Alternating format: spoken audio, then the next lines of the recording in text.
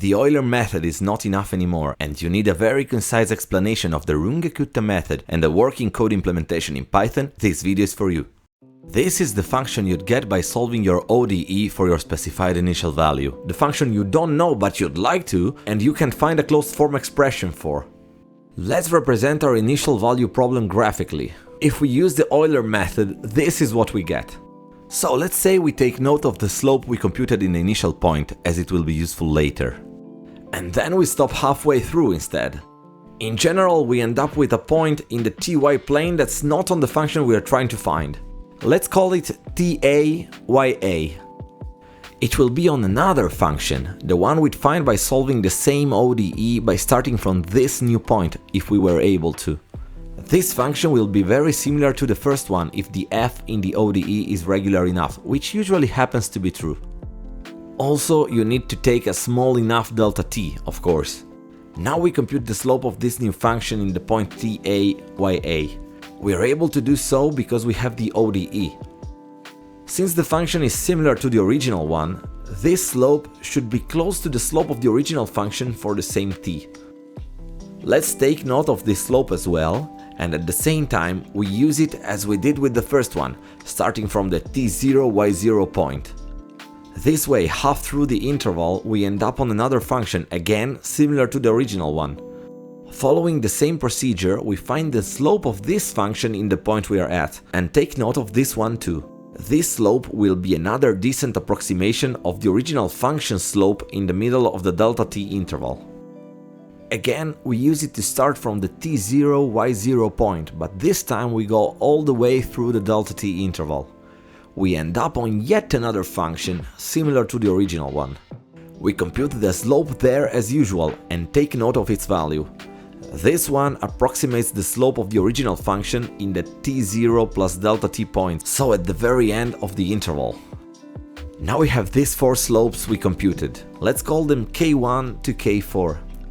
The Runge-Kutta idea is to find an appropriate weighted average of them, so that we can hopefully find an intermediate slope that, multiplied by delta t, will do better than the one in Euler's method. The weights are 1/6 for both k1 and k4 and 1/3 for both k2 and k3. Let me show you that it actually makes sense. If we multiply and get rid of the parentheses, it looks like four partial increments with different slopes. As you can see, the error is much lower than what we've got with the Euler's method. Of course, this is not an actual proof, but it should help you to get the idea and memorize the procedure. Now, let's move on to the code. Let's say we want to solve this initial value problem. It's a good example, because it's fairly easy to compute the exact solution, which you can see at the bottom of this slide. Let's write down the constants. A couple slides ago, we said that t0 equals 0 and y0 equals 1. Let's say we want the final t to be 5 and the delta t to be 0.5, which is pretty large. Also, we create a much smaller dt exact needed to plot the exact solution at a higher resolution. Now, let's move to functions. First of all, we define the f of the ODE. We need to import math to compute the sign, so let's do it. Then, we define the recursive function for the Euler's method. Third in a row, the Runge-Kutta's fourth order recursive function. You can compare what I'm writing here with what I showed you graphically in the first part of the video, and you'll see that the algorithms match. The last function is the one to compute the exact solution, which we calculated by hand. Now, first of all, we compute the exact result. I'm going with a simple while loop in order to do so. Then, we compute the approximate results with the Euler and Runge-Kutta methods.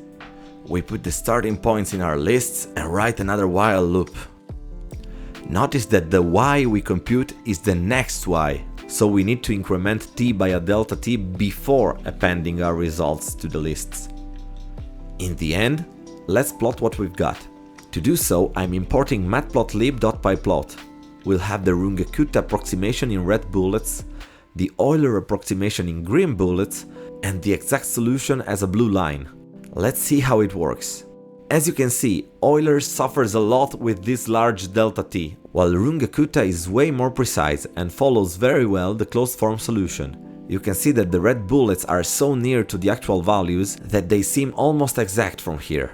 You can find the full script in the link down in the description, so you can play with the values and copy the code if you need it. Thanks for watching and see you next time.